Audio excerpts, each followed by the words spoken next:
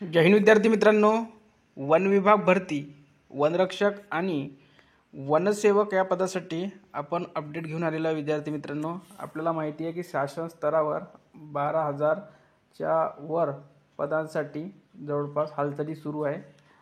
शासन स्तरावर काम सुरू आहे. तर यामध्ये एक महत्त्वाचे अपडेट आपण घेऊन आलेलो आहे.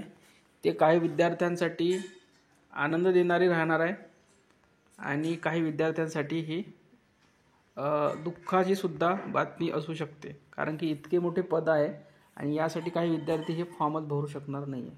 त्याचं कारण आपण पुढे सांगणार आहोत विद्यार्थी मित्रांनो. काही विद्यार्थी फॉर्म भरू नाही शकणार आहे. याचं कारण म्हणजे इथे यांनी दिलेलं आहे. तर बघा, ते कारण बघूया आपण. इथे स्पष्ट त्यांनी दिलेलं आहे आणि त्या कारणावरच आपण फोकस करूया सध्या तरी. आणि ही जाहिरात लवकरच येणार आहे हे सुद्धा आपण तुम्हाला अपडेट देत आहोत, कारण की जाहिरात ही लवकरच येण्याची दाट शक्यता आहे. कारण की पदे खूप रिक्त आहेत आणि या पदासाठी लवकरात लवकर भरती होईल असं वाटते, कारण की शासन स्तरावर याची हालचाली सुरू आहे.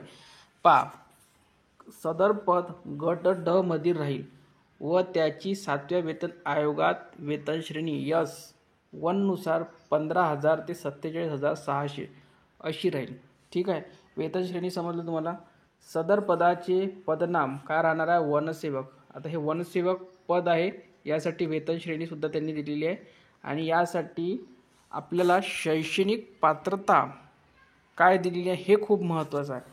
सदर पदावर नियुक्तीकरता किमान 10वी पास शैक्षणिक अर्हता ठेवण्यात येईल.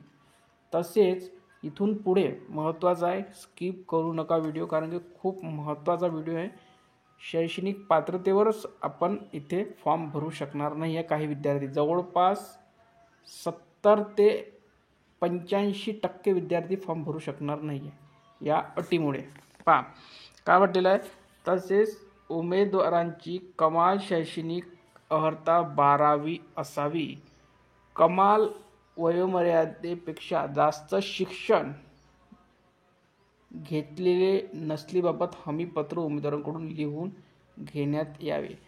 आता कमाल आणि किमान, तर किमान म्हणजे कमीत कमी 10वी पास पाहिजे आणि जास्तीत जास्त 12वी पाहिजे. यापेक्षा तुम्ही एक वर्ग जरी जास्त शिकला असेल, म्हणजे फर्स्ट इयर जरी पास असाल तरी तुम्ही इथे पात्र राहणार नाही आहे शैक्षणिक पात्रतेनुसार. ठीक आहे.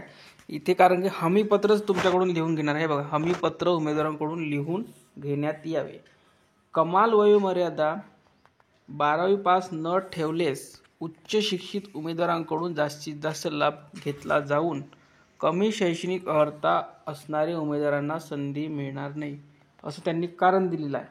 की जे जास्तीत जास्त शिक्षित आहे, म्हणजे ज्यांचं ग्रॅज्युएट झालेलं आहे, पोस्ट ग्रॅज्युएट झालेलं आहे, त्यांनी जर फॉर्म भरला तर जे फक्त 12वी पास आहे किंवा 10वी पास आहे यांना संधी नाही मिळणार, म्हणून त्यांनी इथे हे कारण दिलेलं आहे.